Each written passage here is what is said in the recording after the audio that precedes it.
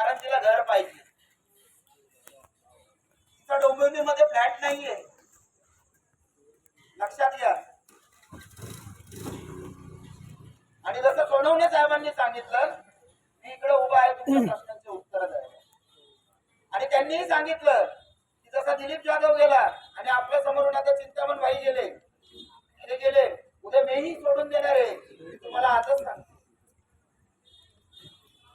तुम्हाला आजच ही गोष्ट सांगतोय. कारण मला तुम्ही काय माझं घर चालवत नाही. तुम्हालाही एकच घर मिळणार आहे आणि मलाही एकच घर मिळणार आहे. पण काही लोकांच्या कानामध्ये गुदगुल्या करून जर कोणी सांगितलं असेल चंदन निकाळजेला 2 फ्लॅट पाहिजे आणि 50 लाख पाहिजे, म्हणून चंदन निकाळजे त्याचा हक्क मागतोय आणि रमाबाई आंबेडकर मागासवर्गीय गृहनिर्माण संस्था वेगळी करतोय, तर मी माझ्या श्वासातल्या शेवटच्या शब्दापर्यंत ही वेगळी करण्यासाठी भांडणार. आज तुम्ही लोकांना बसून सह्या घेतलं, मी उद्या हायकोर्टात जाईल पण माझी संस्था वेगळीच करणार. त्या विषयाकडे येतो मी. कारण आज मी कसं असतं, माणसाचं एक लिमिट असतं, लिमिट असतं. तुम्ही मला बोलता की दादा हो पुढे आम्ही आहोत, आणि नंतर मला कळतं माझ्यासोबत कोणच नाहीये. अरे पण माझ्यासोबत कोणी नसेल तर एका शब्दावर येणार एवढी जनता येणार. काय होईल जास्तीत जास्त 65 लोकांच्या 70 लोकांच्या सह्या घेतल्यामुळे उद्या आपलं वेगळं होणार नाही. आपलं वेगळं होणार नाही. पण वेगळं होणार नाही म्हणजे आपल्याला घर मिळणार नाहीये का? तर वेगळं का पाहिजे याचंही मी तुम्हाला माहिती देणार आहे. तर बऱ्यापैकी आपल्याला कळायला असेल की आपल्या संस्थेची स्थापना कशी झाली. त्यानंतर जेव्हा आपण कापसेबरोबर डेव्हलपमेंट अग्रीमेंट केलं 2000 मध्ये, ते का केलं की तू आम्हाला फुकट घर देणार म्हणून. परत त्याच्याही पुढे जाऊन दादांनी काय सांगितलं की फुकट घर तू देणार आहे ना, पण माझे जे लोक आहेत ना, आज हातावरती पोट भरणारे लोक आहेत. आज मला सांगा 2000 रुपये मेंटेनन्स झाल्यावर तुम्ही देऊ शकता का? आज मला इथे ते भूषण साळवे ते शांती सागर मध्ये काम करतात, विनोद साळवेचे भाऊ, त्यांना 8000 रुपये पगार आहे. किती? 8000 रुपये. 2000 रुपये त्यांचा मेंटेनन्स केल्यावर 6000 घर चालेल का? मग दादांनी काय सांगितलं की माझ्या प्रत्येक सभासदाच्या नावावरती 20,000 रुपये कॉर्पोरेट फंड ठेवायचा. कॉर्पोरेट फंड याच्यासाठी की त्याच्यामधून आपली सोसायटी जी आहे ती मेंटेनन्स फ्री राहील. बरं एवढं केलं, तुम्हाला सांगितलं, तुम्ही दादांवर विश्वास ठेवला आणि तुमचे राहते घर खाली केले. बरोबर? राहते घर कुठल्या बेसवर खाली केले? तर 3 वर्षात तुम्हाला घर मिळणार. बरोबर? बंधू आणि भगिनींनो, 2000 मध्ये तुमचे घर खाली केले आणि 2003 मध्ये माझ्यावरती वय 18 वर्ष झाल्यामुळे एक केस पडली. तुम्हाला माहिती आहे का कुठली केस पडली?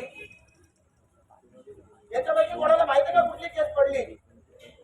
सांगू शकता? गद्दारांचे कान फोडल्याची. कसली केस? गद्दारांचे कान फोडले. कसली केस? गद्दारांचे कान फोडण्याची. आता पण तीच करू का मी? मला ते करायचं नाहीये. कारण ते केल्यामुळे तो एक जाणीवपूर्वक हेतू होता की याच्यामध्ये कुठेतरी निकाळजेला अडकवायचं आणि त्याच्यानंतर आमचं तडीपार करेपर्यंत आमचं प्रोसिजर चालू केलं. एसीपी निकम म्हणून होता आणि तो आपले हिरे मामा आहेत त्यांच्या गावातला होता, त्यांचा नातेवाईक होता. त्यांनी दादांना सांगितलं की हा कापसे तुम्हाला तडीपार करायच्या मार्गावरती आहे.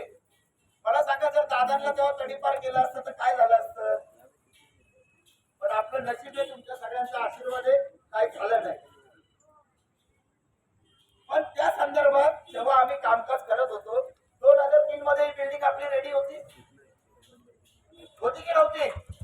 मग जर आपल्यातला एखादा माणूस जर फितूर होतो तर याचं नुकसान कोणाला होतं? सगळ्या लोकांना भोगावं लागतं ना. परत त्याच्यानंतर आपण पुढे पुढे गेलो. 2004 मध्ये शांती सागरला घरं मिळाली. आता मला या गोष्टीचं वाईट वाटतं की काही लोक मला प्रश्न विचारतात, जर शांती सागरला घर द्यायचे होते, त्यांच्या आधी आपल्याला घर द्यायचे होते, मग त्यांना कसे दिले? बरोबर, आपण प्रश्न आहे ना. तर या प्रश्नासाठी प्रकल्प काय होता? प्रकल्प होता पोलिसांच्या पैशातनं आपले घर बनायचे. बरोबर? 97 ला आपल्या इथे दंगल झाली. बरोबर? लक्षातातले लोक 40,000 रुपये 60,000 रुपये घर विकून गेले. कारण रमाबाई मध्ये लोक राहायला घाबरत होते.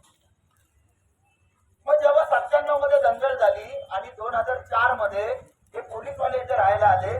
ते राहायला येण्याच्या आधी कापसे साहेबांनी, आता बरेच लोक दादा सोबतचे गेलेत त्याच्यामुळे ते हे सांगू शकत नाही की हे खरं आहे की खोटं आहे, पण माझ्या वडिलांनी जे काय मला सांगितलं ते मी तुम्हाला सांगितलं. आणि ते दादा किती खरे होते किती खोटे होते याची पोचपावती ही आहे की एका दिवसाच्या टाइम लिमिट मध्ये लोक आज मिटिंगला आले. तर दादांनी मला हे सांगितलं की कापसे साहेब बोलले की निकाळचे माझे लोक पैसे महागडे घेत आहेत, त्यांना इथे जाऊ द्या, तुमची बिल्डिंग 3 महिन्यामध्ये तयार होती.